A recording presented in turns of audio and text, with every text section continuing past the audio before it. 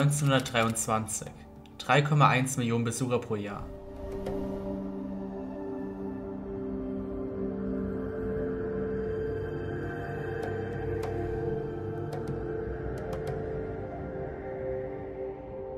Es 26. April 2014.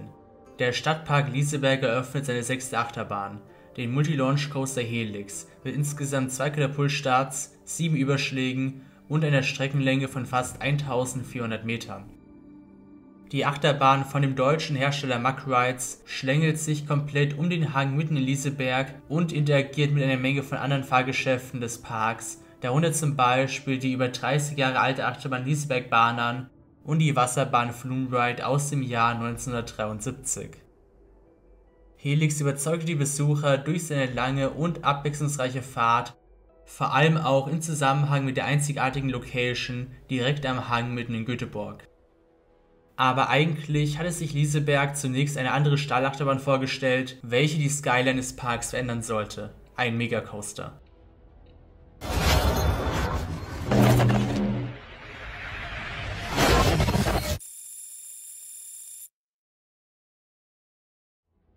Das Projekt für die neue Achterbahn von Liseberg startete im Jahr 2010.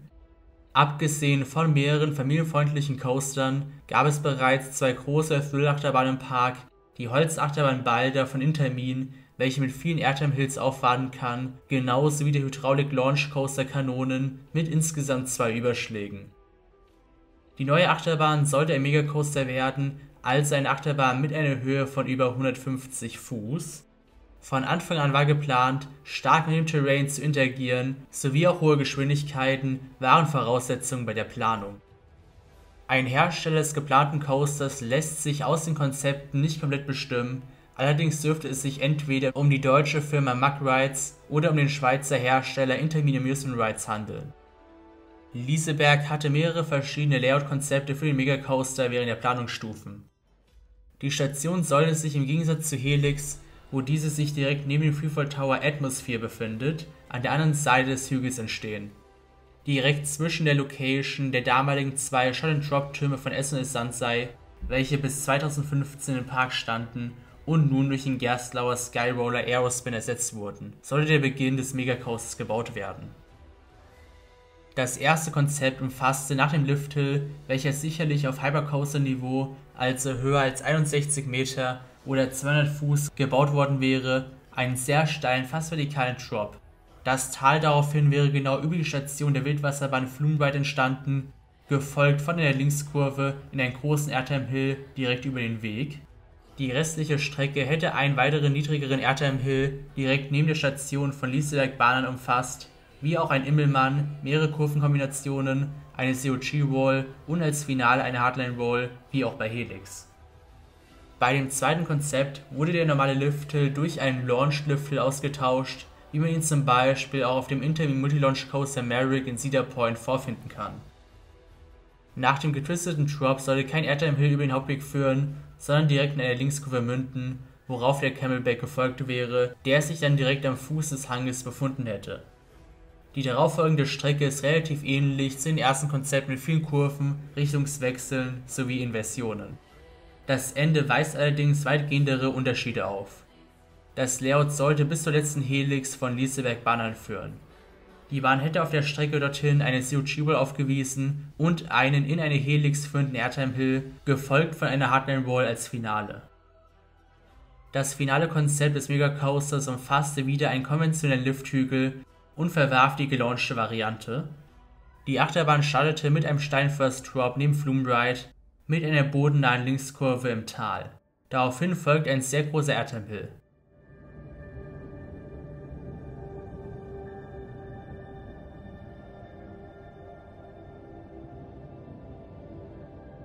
Nach einem kleinen Speedhill, welcher fast ein Double Down entspricht und über die Station von Liseberg Bahnern führt, folgt die erste Inversion, ein großer Immelmann. Dieser hätte sich direkt über den Rolltreppen befunden, welche zur Atmosphäre hinaufführen.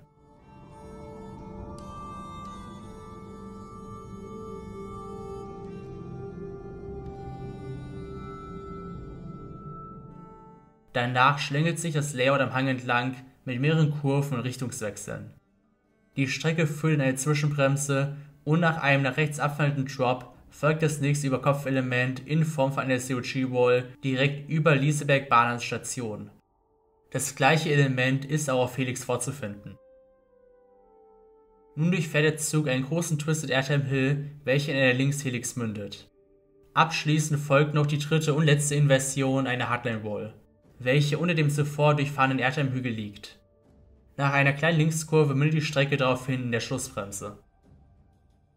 Der Mega Coaster hätte auf jeden Fall ein einzigartiges und interessantes Layout gehabt mit der Mischung aus Inversionen, Terrain-Interaktion und Airtime-Hügeln.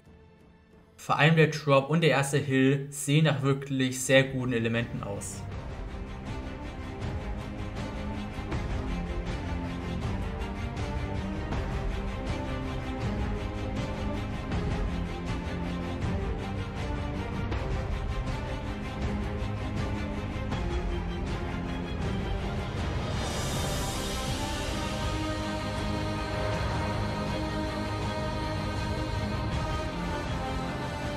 Auch wenn Liseberg ein finales Konzept für die Achterbahn fertig und ausgereift geplant hatte, wurde das Konzept verworfen und ein anderer Typ soll stattdessen gebaut werden, ein Multi-Launch Coaster.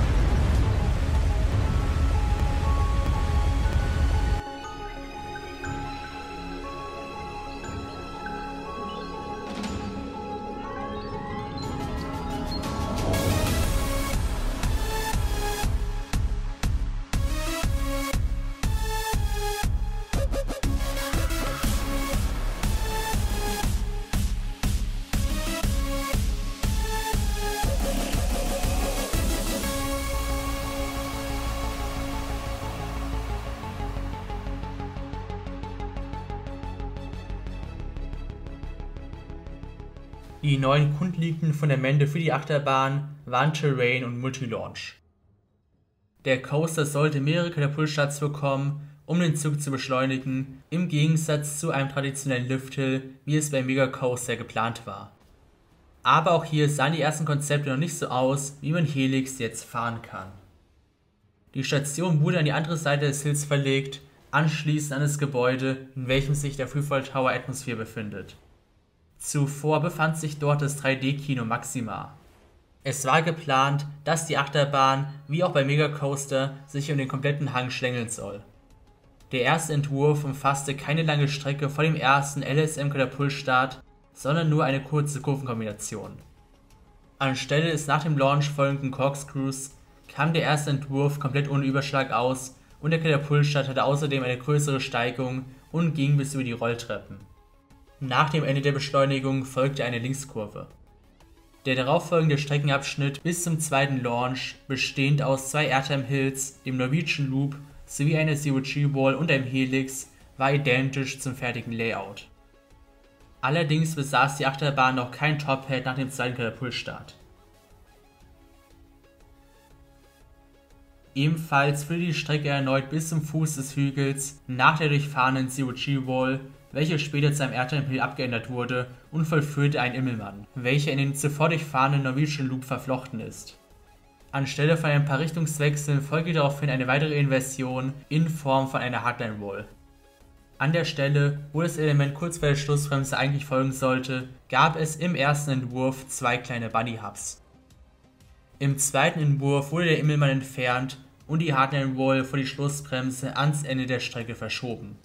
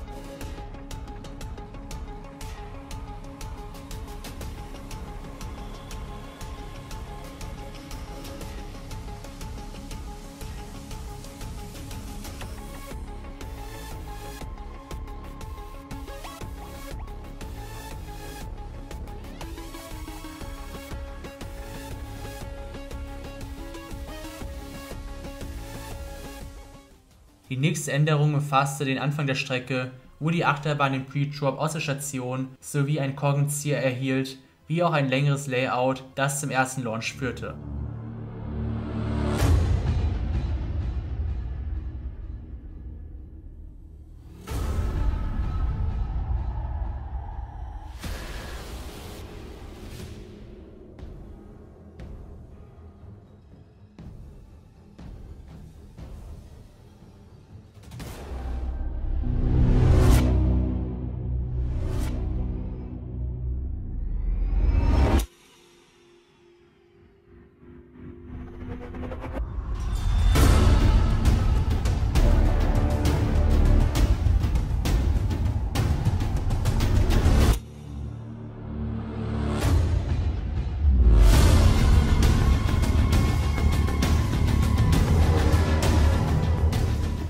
Des Weiteren führte der Katapultstart nun in eine Inversion in Form von einem Corkscrew.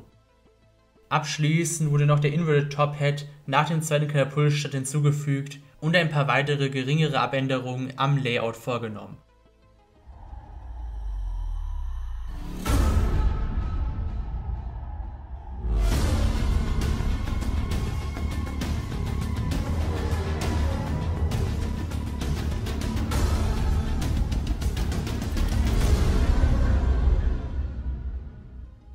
Nach der offiziellen Ankündigung der Achterbahn als Project Helix von Liseberg im Oktober 2012, 1,5 Jahre vor der Eröffnung, inklusive einer Animation des Layouts, wurde im April 2013 das Zugdesign zusammen mit Mark Wrights vorgestellt.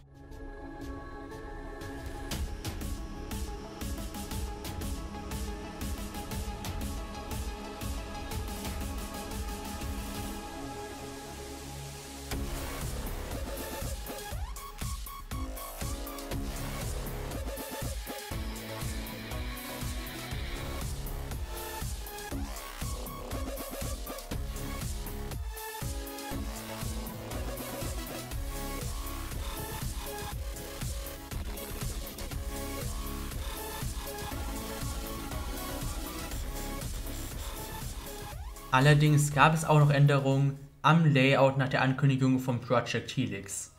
Zunächst sollte der Launch Coaster nur 6 Inversionen beinhalten, die 7. Inversion, der Korkenzieher nach dem Pre-Tour aus der Station, wurde erst nach der offiziellen Ankündigung hinzugefügt und am 23. Oktober 2012 veröffentlicht. Die Bekanntgabe des Top Hats und dem darauffolgenden Airtime Hill erfolgte 2 Wochen später. Im Jahr 2013 begann der Bau von Helix. Durch die erschwerten Bedingungen am Hang stiegen die Kosten um 40 Millionen schwedische Kronen, welche für das Wegsprengen von Felsen benötigt wurden. Der Bau von Helix zog sich durch das gesamte Jahr 2013. Ende Februar 2014 erreichte der Coaster seine höchste Stelle mit der Installation des Inside Top Hats. Am 20. März 2013 folgte die letzte Schiene beim Norwegian Loop und Helix feierte Schienenschluss. Nur 6 Tage später wurde bereits der erste Zug angeliefert. Die Bahn besitzt Mark Wrights Megacoaster-Züge, wie sie zuvor bereits auch auf Bahnen wie Bluefire im Europa-Park zum Einsatz kamen. Diese bieten eine angenehme und bequeme Sitzposition und trotz der unzähligen Inversionen nur Beckenbügel. Außerdem haben die Züge eine komplette Beleuchtung bekommen, in Form von Scheinwerfern am Frontcar und Lichtleisten an der Seite der Wagen, welche vor allem im Dunkeln zur Geltung kommen. 9 Tage vor der Eröffnung am 26. April 2014 wurde das erste Onboard veröffentlicht und weitere Videos von den Testfahrten.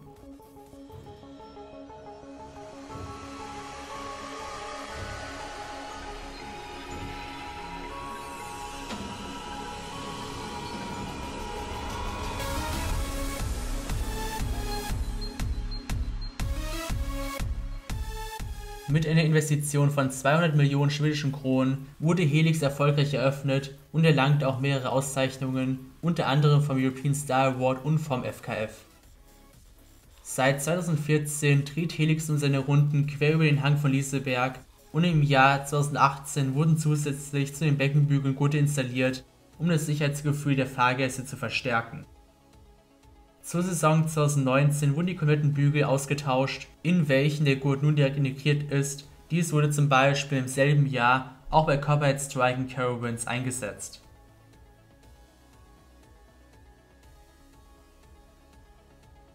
Helix überzeugt durch seine lange Fahrt und ein super Rundum-Erlebnis, welches auch durch die Lage, G-Kräfte, Inversionen und Erdmomente der Bahn einhergehen.